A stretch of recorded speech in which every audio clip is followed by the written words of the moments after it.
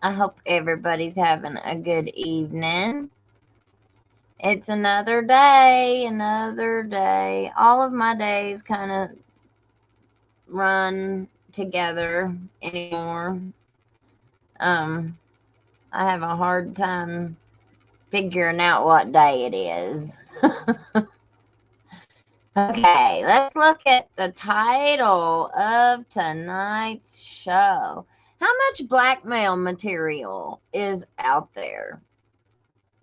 So, if you follow this show, you know that, we are just everything Letcher County, all the corruption, all of the different um, things that are happening. There are all kinds of things that are happening in Eastern Kentucky right now. But it's really difficult for me to imagine some of this stuff. Um, the things that have been going on up in these mountains, though. Sheesh. Okay, so now one of the big things I preach on is money. Follow the money. And we've had a ton of money. It all comes into this area, but whatever happens to it? Like, what in the world happened to it? Well, let's look. State auditor finds $800 million in waste in Kentucky Medicaid probe. You don't have any problem with Narcan. You have zero problem with it being abused. You have zero problem with waste of it. They're not overproducing it and just wasting it. It's being used. Or at least I've not heard of anything like that. It would completely revolutionize the entire state and take away every bit of that temptation and just all of the fraud that goes along with it. Anyway, let me get back over here. The state auditor, Allison Ball, released a special examination. Let's see. This, and they know. The special exam reviewed a specific issue within Kentucky's Medicaid program involving payments made to managed care organizations, MCOs, that act on behalf of DMS to pay for Medicaid recipients' covered services.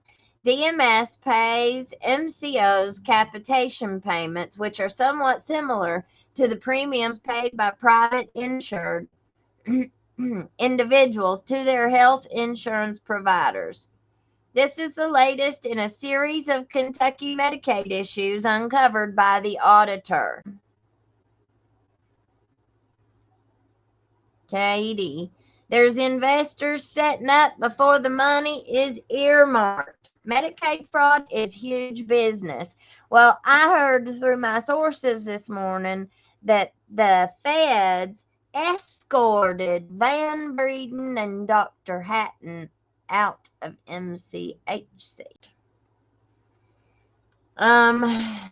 Solutions. DMS should place more responsibilities on MCOs to act. Solution 2, the federal government can assist Kentucky more. Solution 3, Kentucky state agencies need to more actively engage with this issue. State issue 1, executive branch leaders failed to set the proper tone at the top to take seriously the issue of waste caused by concurrent capitation payments across state lines. State issue 2, state workers are not being given the written procedures and periodic trainings needed to address this issue. And state issue 3, changes need to be made to the processes that do exist for addressing concurrent capitation payment. Okay, so let me get back over here. Chapter 5, what the data showed, because we're not going to read the whole thing. I'll put it in the description of the video, though. So if anybody wants to go and read it yourself, you absolutely can. So, introduction. During a 4-year period, hundreds of millions of dollars of U.S. taxpayer money was wasted within the Medicaid program. That happened because Kentucky and at least one other state made concurrent capitation payments to managed care organizations for the same Medicaid recipients during the same time period. Since only one state should be responsible for making these payments on behalf of their residents, and because a person can be a resident of only one state, hundreds of millions of dollars of these payments were made unnecessarily.